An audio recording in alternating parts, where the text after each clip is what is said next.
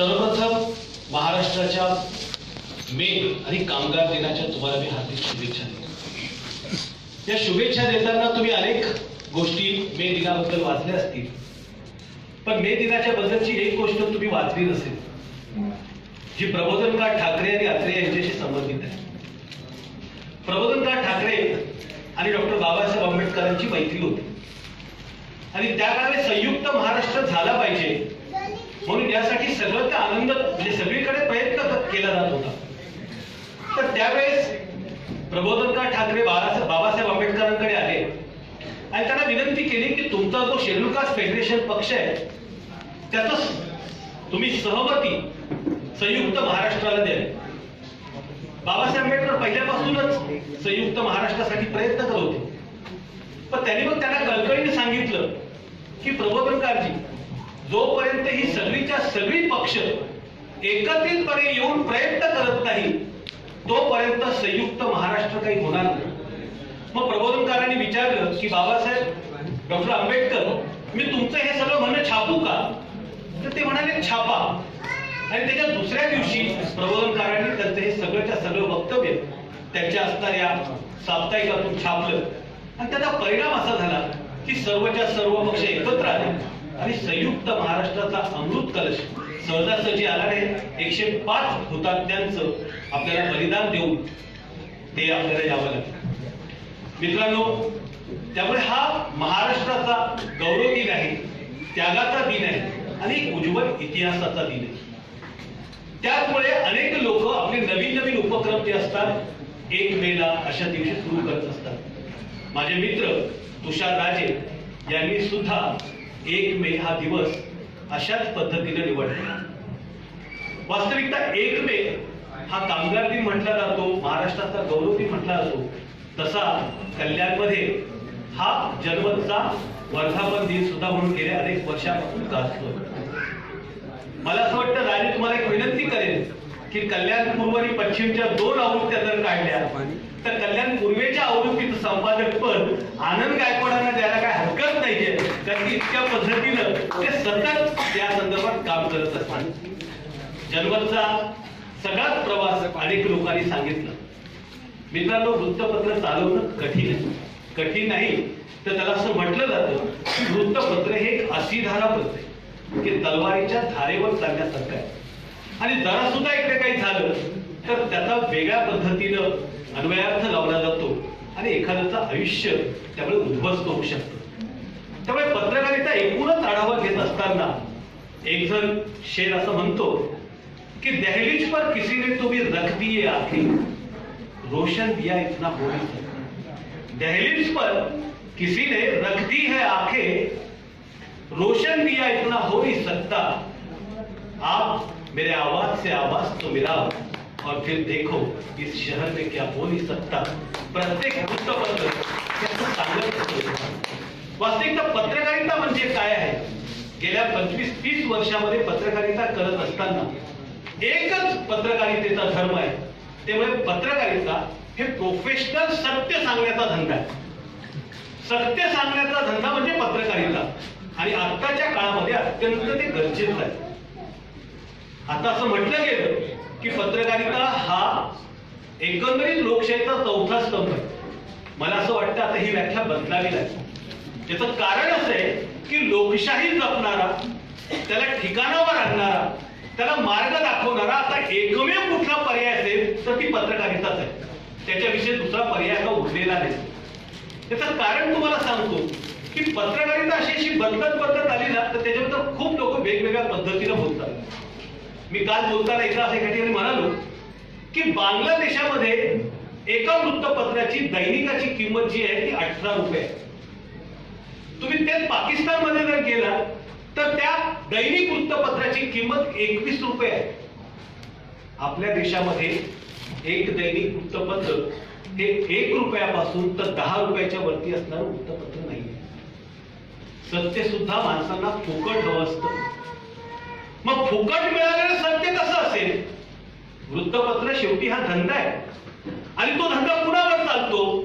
सगळ्यात मोठा जाहिरातदार सरकार, उद्योगपती, आमदार, खासदार आणि अनेक अशी सगळी लोक मग अशा प्रकारच्या लोकांवर सांगितलं जाणारं सत्य हे कसं असेल आणि तरी सुद्धा वृत्तपत्राने सत्य सांगावं अशा प्रकारची आज अनेक न्यूज चॅनल चालतात. त्यातल्या एकही न्यूज चॅनल हे पेड चॅनल नाही, सगळे फ्री टू एअर.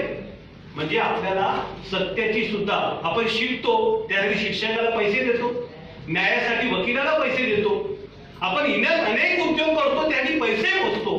पण आपल्या कळकळीनं अतिशय मेहनतीनं जो पत्रकार सत्यासाठी लढतो, सत्याचा झेंडा उडतो आणि समाजातील नैतिकता जपण्याचा प्रयत्न करतो, त्याच्यासाठी पैसे द्यायला आपल्याकडे नाहीये.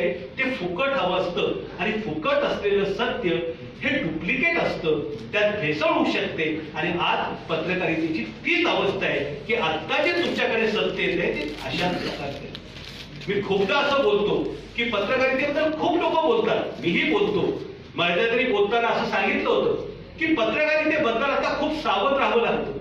कारण की काय की पूर्वी स्टेशनवरती आज सुद्धा असतात की खिसे कापून पासून सावधान, तर आता शहरामध्ये अशी बोर्ड लावण्याची वेळ आलेली आहे की पत्रकारांपासून सावधान होणे. अशी परिस्थिती या क्षेत्राची का झाली आहे याचं कारण असं आहे की पत्रकारितेच्या संदर्भातला जो वारसा आहे तो जपला पाहिजे. सत्य सांगणाऱ्या माणसाचं जीवन जपलं पाहिजे. स्वातंत्र्य काळातली पत्रकारिता सोपी होती, ती अतिशय एका व्यक्तीपुरती होती. म्हणजे अगदी तुम्हाला त्याच्या अगोदर विष्णू पराडकरांचं उदाहरण घेतलं तर ते आपल्या लेखामध्ये असं लिहितात की मी पत्रकारिता करत असताना एका खिशामध्ये रिव्हॉल्वर ठेवायचो आणि एका खिशामध्ये पेन. म्हणजे तुम्ही विचार करू शकता. त्याच्यानंतर पत्रकारिता बदलली, त्या वृत्तपत्राच्या संपादकाचं नाव घेणार नाही, बरोबर वाटत नाही. त्याने असं लिहिलं त्याच्या याच्यामध्ये की तो पत्र छापून गेला, एकदा एडिशन गेली की घरी जायचा, घरी जाऊन परत तिथे यायचं 4-4:30ला आणि बघायचा की बाबा एक पत्र पेपरमध्ये काय चुकीचं हेडिंग तर गेलेलं नाही, एखादा शब्द चुकलेला नाही, एखादं काही गेलेलं नाहीये का. मग त्याला एकदा विचारलं एका वृत्तपत्राच्या त्याच्या असणाऱ्या सहकार्याने की बाबा तुम्ही कशासाठी एवढी धडपड, एवढं आता तुम्ही एकदा पेपर सोडला, पेपर छापायला गेला आणि परत तिकडनं काय येतात. तर म्हणजे मला नाही का माझी नोकरी द्यायची भीती वाटते. कारण ह्या असणाऱ्या उत्तर प्रदेशातून 3 दैनिकं निघतायत आणि ह्या 3 दैनिकातून मी एका दैनिकात काम करतो. उद्या जर एखादी समजा बातमी माझ्याकडून चूक केली, एखादी जर हेडलाईन चूक केली तर उद्या लगेच मालक मला काढून टाकेल आणि माझं पोट भरण्याचं जाईल. माझ्या घरात माझ्या 3 मुली लग्नाच्या आहेत, त्यांच्या लग्नाचा व्यवहार कसा करायचा हा माझ्या समोर आहे. त्यामुळे पत्रकारितेमध्ये खऱ्या अर्थानं जर तुम्हाला येत असेल तर जनमतमध्ये तुषार राजे इतक्या वर्षापासून काम करतात आणि त्याच्या अनेक कामांचा उल्लेख केला. म्हणजे अगदी तुम्ही जर पाहिलं की तुषार राजेंची जर तुलना पत्रकार म्हणून करायची झाली तर एक कुटुंब दैनिक म्हणून जसं नवा काळ चालतो की नवा काळ हे कुटुंब दैनिक आहे खाडीलकर परिवाराचं, तसं जनमत हे इथल्या असणाऱ्या राजे परिवाराचं आणि कल्याणकरांचं दैनिक आहे. मला असं वाटतं की बदलत्या मीडियाबद्दल बरोबर जनमतनी सुद्धा बदललं पाहिजे. आता तुम्ही पाहताय की वृत्तपत्र, वृत्तवाहिन्या यांचा आता प्रभाव कमी होऊन सोशल नेटवर्किंग वाढते. येणाऱ्या काळामध्ये छपाईचं वृत्तपत्र हे म्हणजे व्यवहारातून बाद होणार आहे. म्हणजे एकाने सांगताना असं भाष्य केलंय की 2036, 35 किंवा 25 नंतर एकही छपाई असणारं वृत्तपत्र असणार नाही. त्यामुळे सगळा डिजिटल येणार आहे. डिजिटल मध्ये तुमच्या हातातला मोबाईल हेच तुमचं सगळ्या गोष्टींचं कारण होणार आहे आणि आता त्याची सुरुवात झालेली आहे. तुम्ही पाहत असाल की एखाद्या वृत्तवाहिनीवर येणारी बातमी त्याच्या अगोदर व्हॉट्सअपवर, त्याच्याही अगोदर कुठल्याही फेसबुकवर, आता तर फेसबुक लाईव्ह इतका मोठ्या प्रमाणात म्हणजे प्रसिद्ध होत आहे की कुठलाही कार्यक्रम असला, छोटा अगदी वाढदिवसाचे कार्यक्रम असतील, कुठे असणारं संमेलन असेल, त्याचं सुद्धा लोक फेसबुक लाईव्ह करतायत. वास्तविकता आता पत्रकारांची जबाबदारी खूप वाढली, कारण जबाबदारीने वागण्याची खूप वेळ आली. याचं कारण असं आहे की माहितीचा विस्फोट झालेला आहे. पाहिजे ती माहिती. अर्थात खरी पत्रकारिता काय आहे की चांगल्या माहितीचा विश्लेषण करून खरी गोष्ट आपल्या असणाऱ्या लोकांपर्यंत पोहोचवण्याची गरज आहे आणि ती आता गरजेची पत्रकारिता राहिलेली आहे. तुषार राजे जनमत गेली 26 वर्ष चालवतोय. तुम्ही पाहिलं की मुंबई पासून इतक्या जवळ एखादं साप्ताहिक, एखादं दैनिक चालवणं अत्यंत कठीण असतं. कारण की मुंबईतून येणारे चकचकीत गुलाबी रंगाचे अतिशय भांडवलदारांनी चालवलेले जी वृत्तपत्र असतं त्याच्या समोर एका हिमतीनं, त्यागानं आणि मला काहीतरी या देशामध्ये किंवा समाजामध्ये बदल घडवायचा आहे, त्यासाठी तो एक ध्यास घेऊन चालवलेलं वृत्तपत्र याच्यामध्ये फरक असतो, त्याला आर्थिक अडचण असते, समोरच्या असणाऱ्या मित्रांचा विरोध असतो, अनेक गोष्टी वेगवेगळ्या पद्धतीनं पाय खेचण्याचे प्रयत्न करत असतात. शिवसेनेचा जरी पाठिंबा असला तरी शिवसेनेनं सुद्धा अनेकदा या राजेसाहेबांची परवड केली. त्यांना हवा तशा प्रकारचा न्याय किंवा हवा तशा प्रकारचा जो सन्मान आहे तो काही देता आलेला नाही. त्यामुळे जनमत जर खऱ्या अर्थानं म्हणजे कल्याण शहराचा कधीही जरी इतिहास लिहिला गेला तर त्या इतिहासामध्ये एक पान कुठल्याही इतिहासकाराला त्या काळाच्या जनमतसाठी लिहावं लागेल की जनमत हा या कल्याण शहराचा इतिहास आहे. त्यामुळे मित्रांनो, येणाऱ्या काळातल्या असणाऱ्या, मी खूपदा आता काल परवा बोलताना एकदा पुण्यामध्ये पत्रकारितेवर बोलताना मी लिहिलं की आता सगळी वृत्तपत्र लिहितात, लगोटी छोटी छापतात, विकतात, विकली जातात, तर त्याच्यावर एक साधारणतः कंपल्सरी करावं की जो संपादक आहे ना त्याचं एज्युकेशन छापलं यावं. याचं कारण असं आहे की चौथी नापास, कुठेतरी खिसे कापू करणारे, कुठे कशा पद्धतीचे चायच्या टपरीवर काम करणारे, असे वेगवेगळे पेपरवाले लोक जी आहेत ते खिशामध्ये वृत्तपत्राचं हे घेऊन घेतात. इंडिपेंडेंट नावाचं एक वृत्तपत्र मध्यंतरी निघालं होतं, अतिशय महागडं वृत्तपत्र होतं, टाइम्स ग्रुपने काढलं होतं. त्याच्या असणाऱ्या संपादकाने त्याच्या संपादकीमध्ये सांगितलेला किस्सा आहे ही पत्रकारितेची सगळ्यात मोठी अधोगती सांगते. त्यांनी लिहिताना असं लिहिलं होतं की when I was taking the interview of the newcomers for my independent papers, one of the guys came to me in cabin for the interview and naturally I asked some questions to him, and one of the questions after the finishing the my question session he told me ki sir, if you give me the card of your paper I will pay you monthly 25,000 rupees.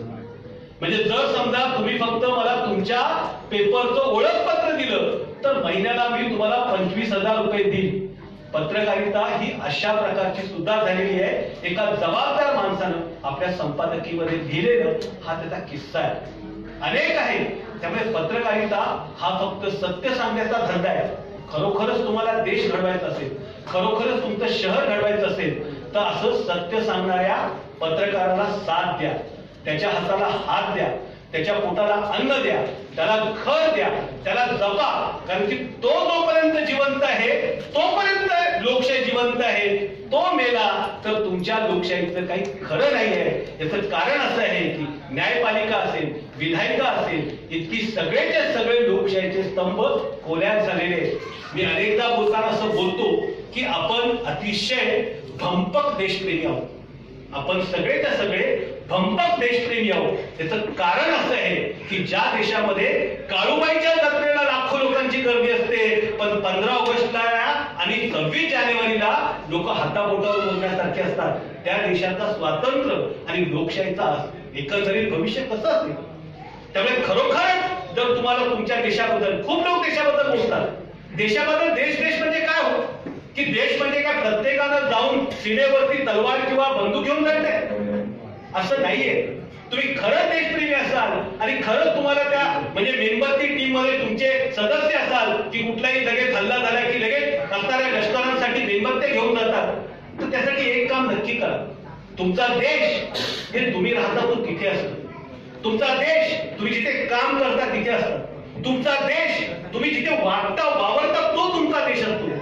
त्या देशामध्ये जर एकतरी अनधिकृत काम होत असेल, वाईट काम होत असेल, गुंड राहत असेल, बदमाश राहत असेल, त्याच्या विरोधात जर तुम्ही बोलत नसाल तर तुम्ही तुमच्या देशाशी देशद्रोहपणा करताय. तुम्हाला देशाच्या इतर लोकांबद्दल बोलण्याचा कुठलाही अधिकार नाही. कारण की इथून दिल्लीत बसलेल्या लोकांबद्दल वाटेल ते बोलता येतं, इथून दाऊदबद्दल बोलता येतं, पण आपल्या गल्लीतल्या असणाऱ्या गुंडाबद्दल बोलताना आपण शेपूट टाकतो. त्याच वेळी आपण दाऊदच्या बद्दल बोललेला अधिकार गमावलेला असतो. त्यामुळे लोकशाही आणि पत्रकारिता हे दोन समांतर चालणारी चाक आहेत. त्यामुळे जनमतच्या ह्या अशा प्रकारच्या आहेत. एका सांगितलं की त्यांचा प्रवास किती खडतर आहे. अनेक केसेस आहेत. अनेक संपादकीच्या वरती लिहिल्यानंतर त्यांना केसेस खेळलंय. गवतच्या माणसांनी बदनाम करण्याचा प्रयत्न केलाय. कोऑपरेटिव्ह सोसायटी काढली, त्याच्याबद्दल एकेकाळ सोबत चालणाऱ्या मित्रांनी त्यांच्या वृत्तपत्रातून सोबत चालतात आणि त्यांच्या वृत्तपत्रातून बदनामी करणारं वृत्त राजेसाहेबांच्या बद्दल छापलेलं आहे. ते स्कूटरवर चालतात याच्याबद्दल कोणाला की वाटत असेल, पण असं नाहीये. त्यांनी ठरवलं असतं तर ते फॉर्च्युनर